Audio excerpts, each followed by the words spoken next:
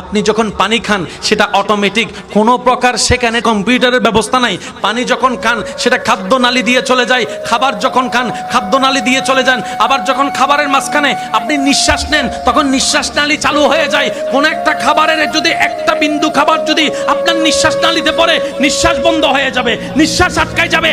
আপনি আমি খেয়ালও করি না, প্রতি সেকেন্ডে আল্লাহ তাআলা আমাদের খাদ্যনালীরও খেয়াল রাখে, নিঃশ্বাস নালীরও খেয়াল রাখে। আর একটু জোরে বলি সুবহানাল্লাহ। সেজন্য আপনি পানি খাওয়ার সময় নিঃশ্বাস নিতে পারবেন না। দেখেন, আপনি খাবার সময় যত বড় কিছু হন না কেন আপনি অক্সিজেন নিতে পারবেন না। এবার সিস্টেম কিটি, যখন বান্দা খায় তখন আল্লাহ নিঃশ্বাস নালীর উপরে একটা ঢাকনা বসায় দেয়।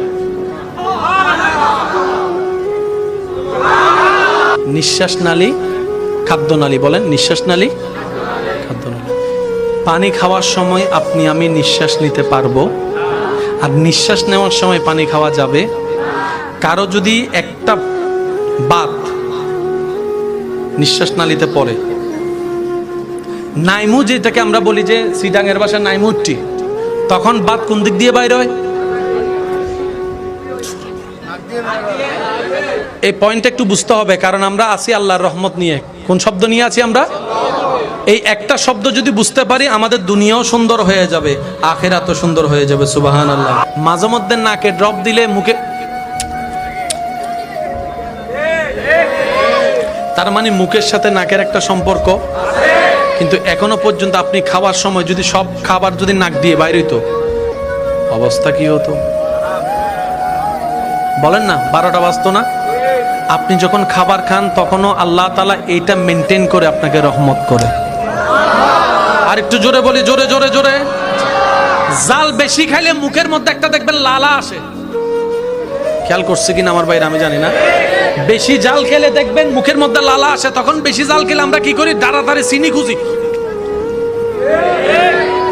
কিন্তু আপনি যদি একটা মিনিট ওয়েট করে মুখটাকে যদি লালাটা বের করে দেন, আপনার ঝাল 80% শেষ হয়ে যাবে।